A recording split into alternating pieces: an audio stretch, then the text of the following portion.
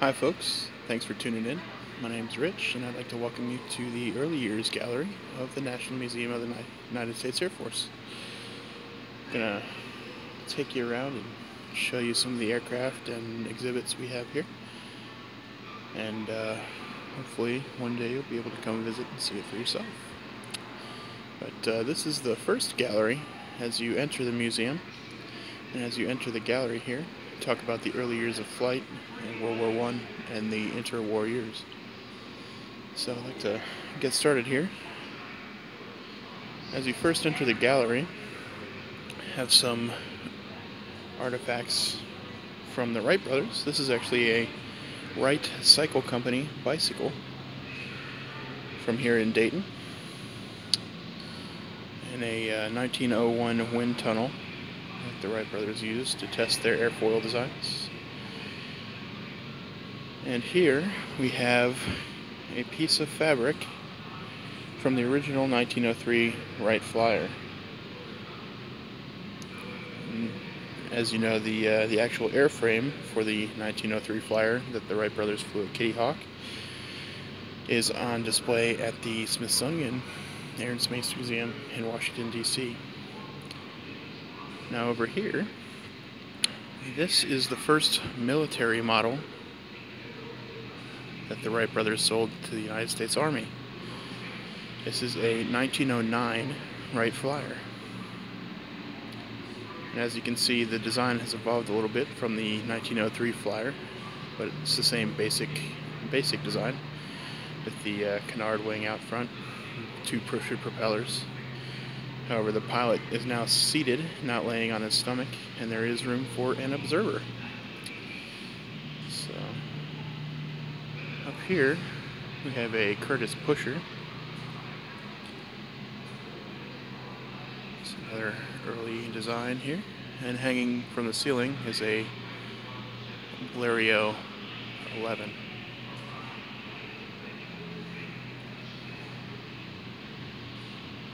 So now we'll go around the other side and take a look at some of the early aircraft for the United States Army and see our first aircraft headed into World War I. Hanging from the ceiling are this aircraft here is a standard J1, and behind it there in the green is a J4. Now these aircraft would go on to have famous post-war careers in the barnstorming days of the post-war era. But as the United States entered the war, the Americans, despite being the first in flight, were hopelessly behind in aircraft design and technology as we entered the war in Europe. So the majority of the aircraft that the United States flew in combat in World War I were actually French aircraft or British aircraft. This is one of the first models the United States Army flew in World War I. It's a SPAD 7. SPAD is a French design and served very well, actually. So next to it here we have an Avro 504. Now this is a British design and it was used as a trainer.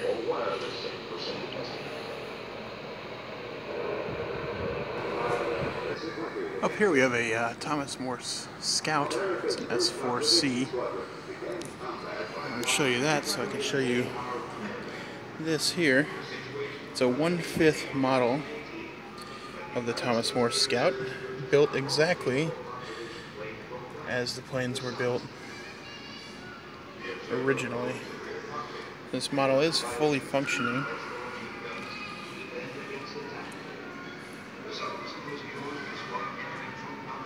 But you can see here how the airplane looks without its fabric covering. So everything is wood and wire, just as all of the other airplanes of the period were. And I'll show you more of that later. It's another of the French designs that the Americans flew in World War I. This is a Newport 28. Here we have an English design fighter. This is the Sopwith Camel, one of the famous Sopwith airplanes of World War I. And above it, this is, if you are to believe Snoopy, his arch enemy, the Fokker DR1 triplane.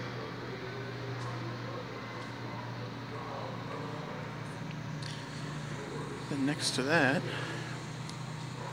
is a Halberstadt CL4. This is another German airplane. And I wanted to show you this one. This is interesting. You can see out here on the wing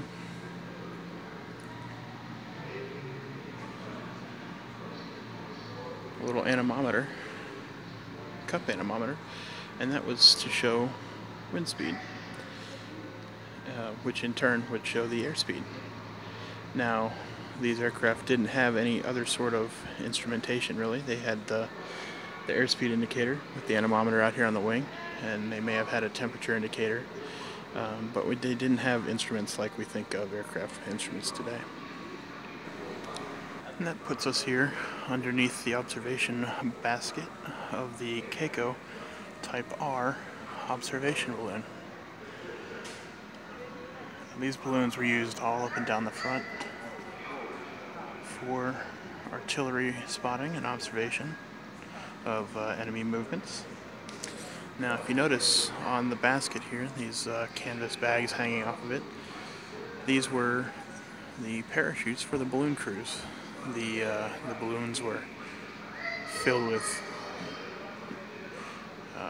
flammable gas and had a tendency to explode when people shot at them. And they did get shot at quite often, so the parachutes gave the crew a way to escape.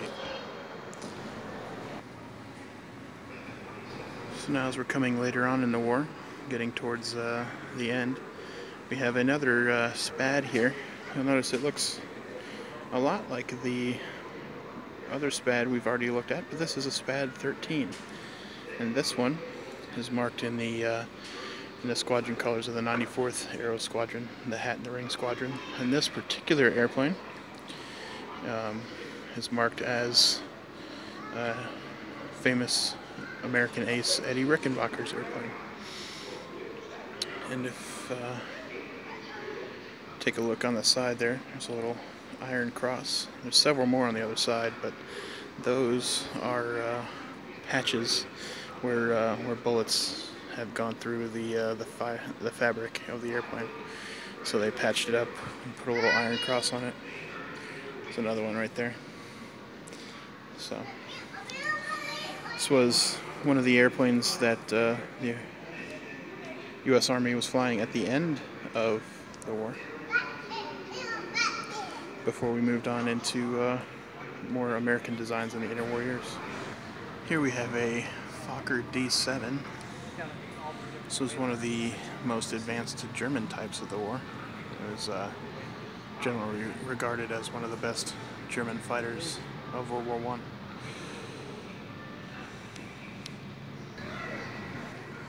So earlier I had mentioned the J1 hanging from the ceiling here, and showed you the Thomas Morse Scout model. Well, here we have a J1 without any of its fabric.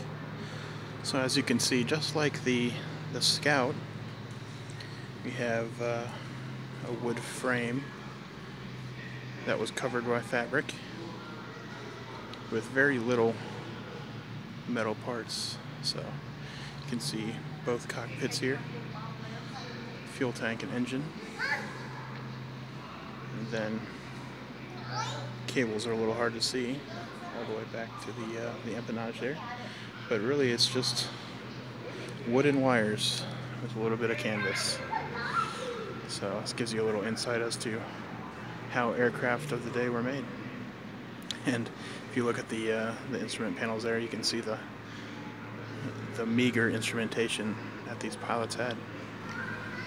Here we have a Havilland 4. The DH4 was, I believe, the only American-made aircraft to see combat during World War I. It was used as a observing platform. Now this was a design of the de Havilland company, but many of them were made right here in Dayton, Ohio.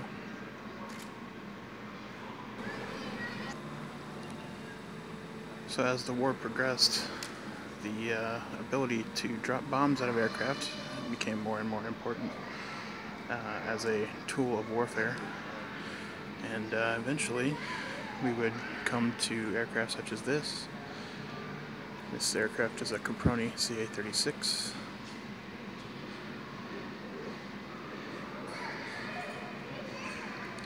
And it was built by the Caproni company in Italy.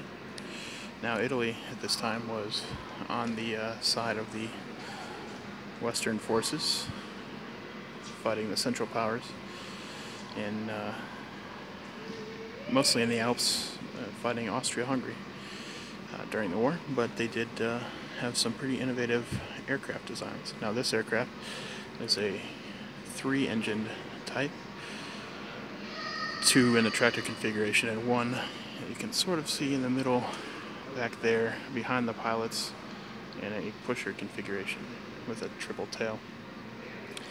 Now as you can see, there's still not much to the design of the aircraft itself, still wood, wire, and fabric.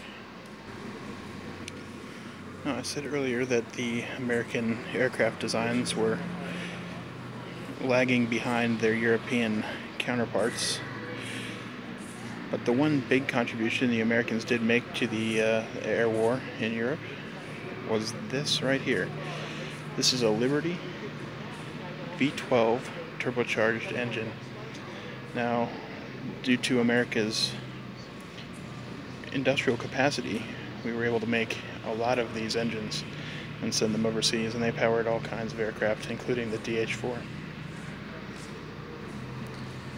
During the interwar years, the design of aircraft and bombers continued, and this is a continuation of that. Still pretty fragile, but a little more substantial than the Caproni. This is an MB2. This is a Martin bomber built by Martin USA, and one of 2 B2 bombers that are here at the National Museum of the Air Force. The other was obviously the Northrop B2 Spirit. It's in the Cold War Gallery. Now this aircraft was so large that they ended up making the wing able to fold so it could fit in the hangars. So it's interesting there. So during the 30s, fighter design had come a ways from the early days of the SPADs, but this is a Curtiss design. This is the P26 Hawk, the first of the famous Hawk series of fighters that was culminated by the P40 and P26 during the World War II years. So this is one of the first of the Hawks. Behind it is a Boeing P12. Now this is one of the Boeing fighters before Boeing stopped making fighters. And the P12 was actually the last biplane fighter that the U.S. Army had in service. There were still a couple in service in 1941 at the beginning of World War II. So we go from one Boeing design, which was the last of the biplane fighters, to this, the P26, which is also a Boeing design and was the first all-metal monoplane fighter. As this was frontline in the early 30s, and there were a couple still in service at the outbreak of World War II. Now this airplane is a semi-monocoque fuselage getting away from some of the wood and wire design of previous aircraft into something a little more modern. Now you can still see it's partly braced, so it's not completely cantilever wing, but it is definitely a lot more modern than the other aircraft we've seen so far. And as we move through the 30s, aircraft will become more and more modern until we get to World War II, where there was another explosion in aircraft design. So we saw the Martin B-2. This is another Martin design. This is a B-10.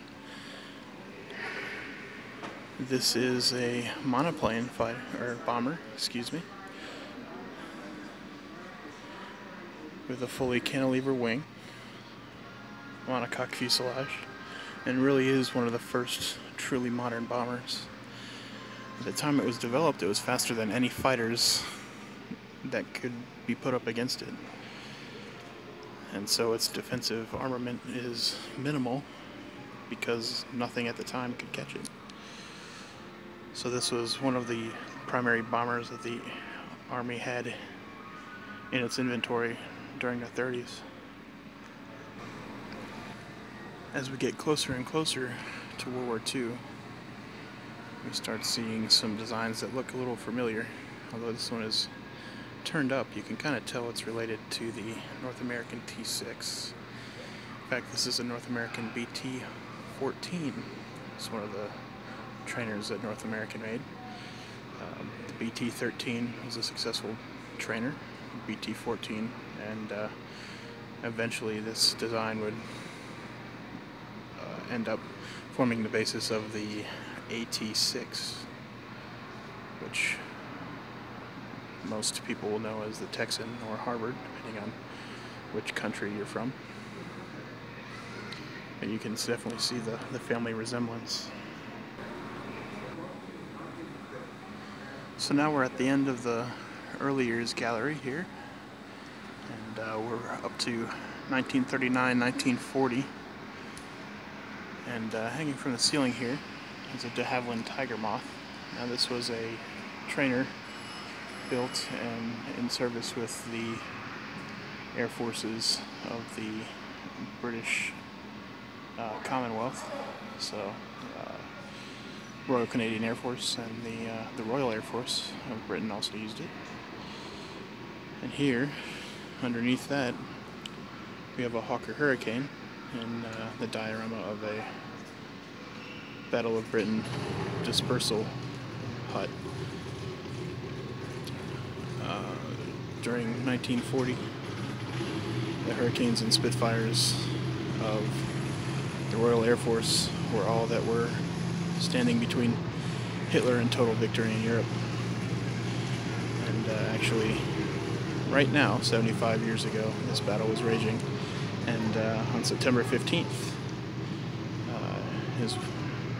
if you're in the UK, you know that as Battle of Britain Day. It's one of the culminating days of the Battle of Britain. So that's here in a couple days. I'm filming this in early September of 2015. So it's one of the milestone years for the Battle of Britain, 75 years ago this week. So thanks for joining me